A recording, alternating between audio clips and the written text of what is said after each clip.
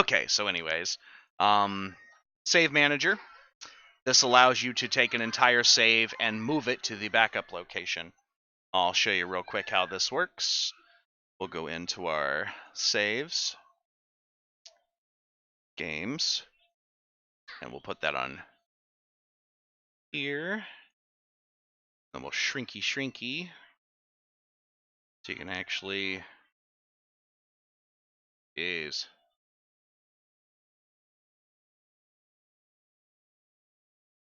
Okay. I don't know why I didn't want to grab right. So anyways, it'll pull it out of there and put it in the backup directory that it creates on start, which is on your C drive. It's not like a backup utility that you can really utilize for everything. I mean, it's a backup utility, but you got to know a few things still to be able to use it for further backups. But it gives you a convenient location to find everything at, which is really, really nice. Okay, so if you back it up, it moves the whole directory out of there and moves it to the backup location, and then you can restore it back to your save games. And the same thing works for blueprints as well. So if we go to Utilities and we go to Blueprint Manager, we can actually take a blueprint, we can move it to our backups, and it's in the backup directory. And then we can restore it. We can also back up all of our blueprints to that directory. You got to give it a minute. There it is. And all of our blueprints are now in that directory. That directory is located in your C drive. By default, eventually we'll switch this to where you can set a backup location, but for now, we have not done that. It's called Empyrion Launcher, Blueprints, and bam, there's all your blueprints already there, backed up, ready to go.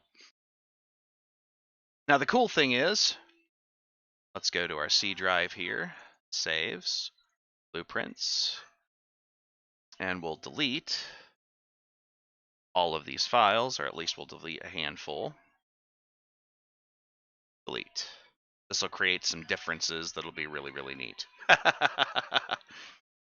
There's also a restore all function too, by the way, that's really freaking handy. This is something I kind of felt should have been built into the game, but wasn't. Let's reopen our blueprint manager. All right, so we can take and we can move blueprints in and out as needed, which is really freaking handy. You can also update blueprints from one direction to the other direction or vice versa. You can also restore all or back up all. I mean, it's a really, really, really, really handy utility. So when I click the restore all button, it'll restore all my blueprints from the backup directory. If I click backup all, it'll back up all my blueprints over to the backup directory. Pretty handy utility. I like it. So there's that. So this gives you the ability to manage your saves in both directions, your blueprints in both directions. Really freaking nice.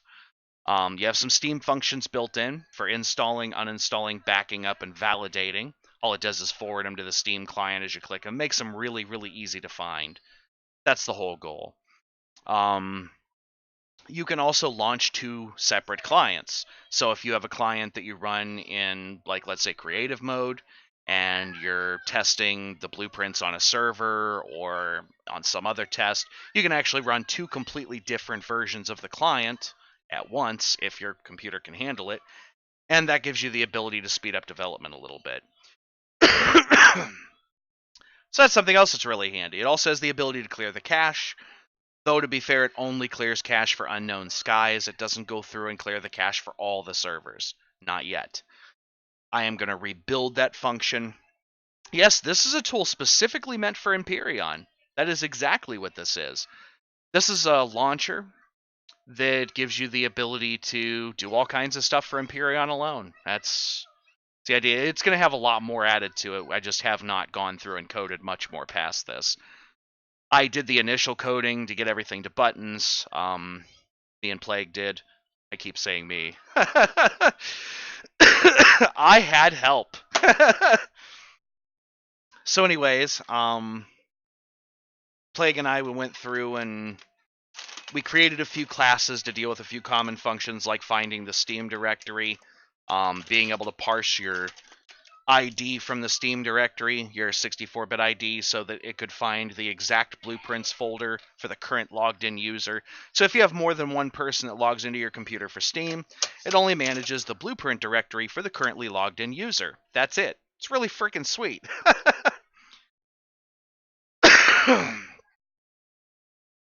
I felt it was very important to be able to do it that way. And that was code that Plague wrote. There was an included library that dealt with reading their virtual data format, Valve's virtual data format, or Valve data format. I don't know what the hell it's called. It's just a freaking text file, but it's formatted, so it makes parsing the data really, really nice. So anyways, back to the RSS reader. You can go through and you can find all the hotfixes and everything that they put out, the regular updates. And if you click on one, you'll see it just like you would in the forum. You can go through and see all the posts and everything else reformatted for this size display. It's a pretty handy little thing. You can always go back and look at other stuff. I mean, this thing works really, really well. I'm pretty happy with it.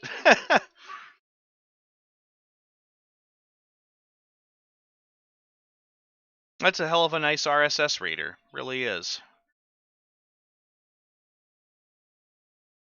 I like it. So there's this little tidbit, what I showed you, dual client launching, which does work, by the way, quite well. I could show you that if you like.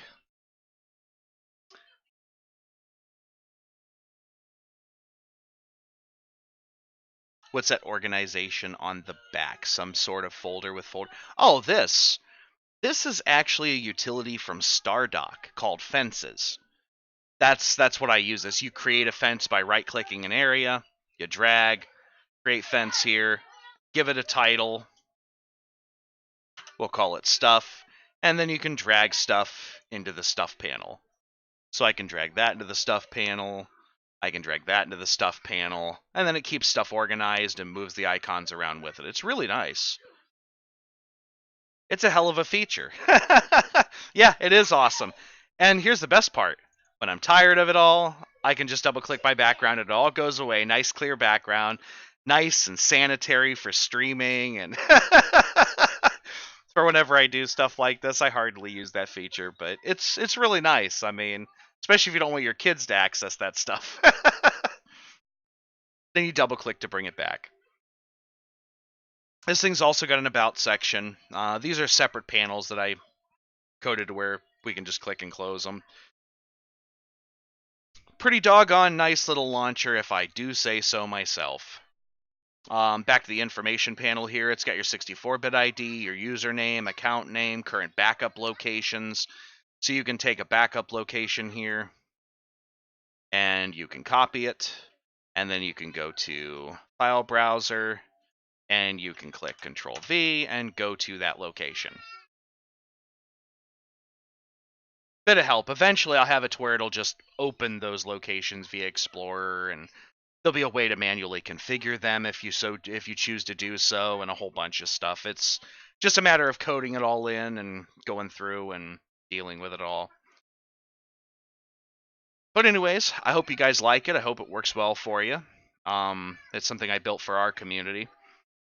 Eventually, I'm going to make more changes and do more updating, and it'll be really cool. It's a nice launcher that helps us with things we need help with. Primarily dealing with I don't know, common user issues like verifying the files for Empyrion. That's something we don't have to do very often. But it's nice to be able to do that, so we can go into Steam functions, we can click validate.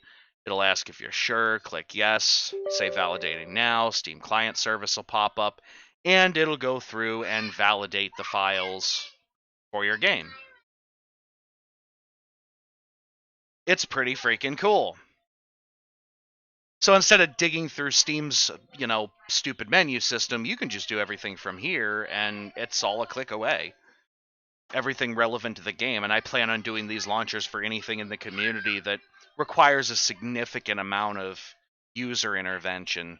Empyrion's pretty much it for now, but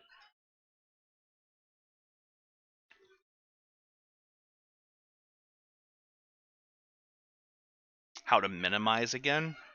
Oh, double click. You're talking the background? You're talking the fences themselves? You just double click somewhere on the background and they go away. Yeah. It's really handy, man. It's like $4.99 or $9.99 on their website. And I'm telling you, out of everything they have, it is the most fucking useful program they have in their arsenal. It's really nice. I like it. It works exceptionally well. It really does. 2 files failed to validate and will be reacquired. I know what those are. We'll let it validate. So yeah, really, really nice. Here's something else that's really cool. We'll show off the dual client thing. People that are familiar with the stream are pretty used to seeing me run 2 clients at once. Some of ones that aren't really have no idea that you can even do it. But it can be done if you have sufficient CPU and GPU horsepower to do so. It doesn't eat much of my CPU, to be honest with you, not as much as I thought it would.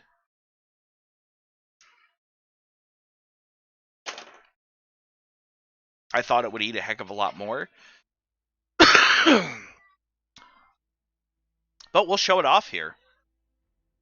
Oh, is it selling on Steam? I had no idea it sold on Steam. Fences is really nice. I mean, really nice. It's well worth it.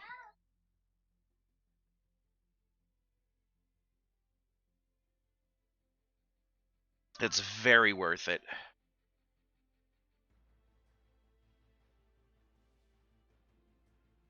And you know it is, because you see me using this shit. You see how useful it is?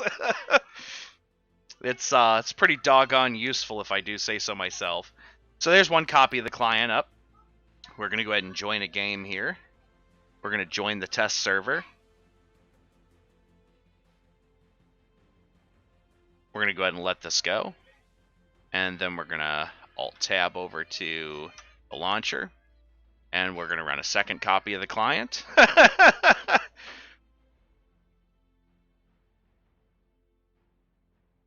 Which lots of people will tell you, no, there's no way you can run 2 copies of it. No way. That can't be done. It requires too much. Oh, yes, you can.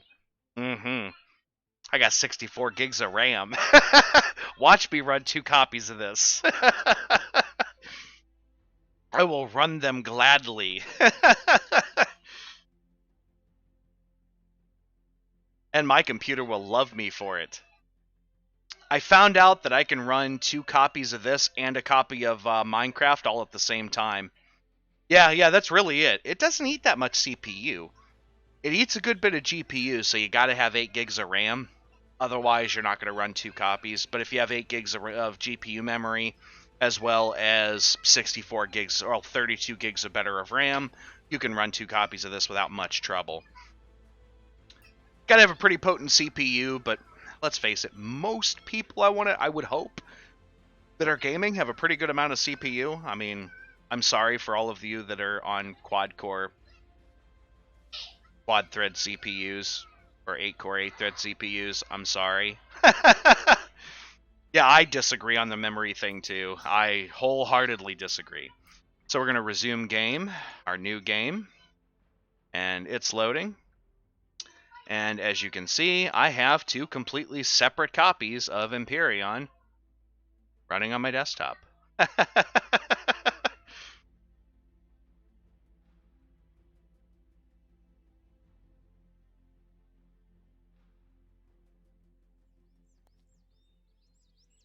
And there we are. We're waiting on the other one to log in. But here we are. And it runs pretty well, all things considered. I mean, considering the other one's loading in the background.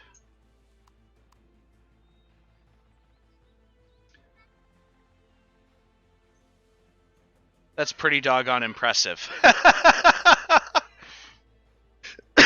Yeah, I agree.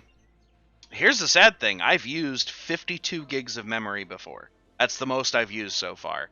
So I've almost hit the 64 gigs of RAM that I have in my system. I've been very close, and yeah, we'll have a bit of lag, but if you're like in my case, I'm managing a community, plus I'm usually testing, doing stuff in creative, and I got all this other crap going on. Sometimes I have 3 freaking servers for this game. So sometimes I got to be connected to 2 of them to be able to do what I got to do and still have enough CPU to do everything else. It's running 2 copies plus, like, I don't know, 15 or 20 tabs and Firefox plus the launcher plus there's all kinds of shit running on this friggin' computer. It's ridiculous.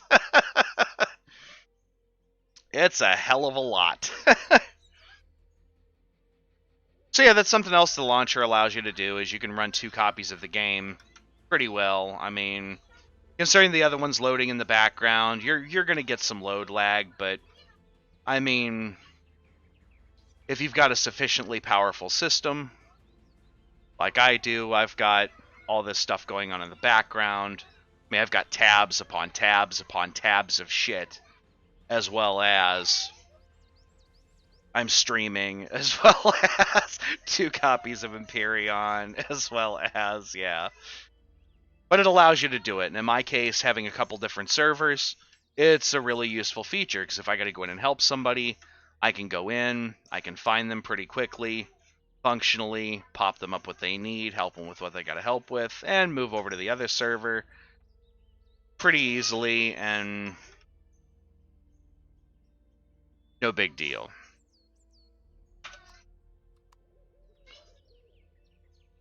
Yeah, there's not a whole lot of people on this server. Not at the moment.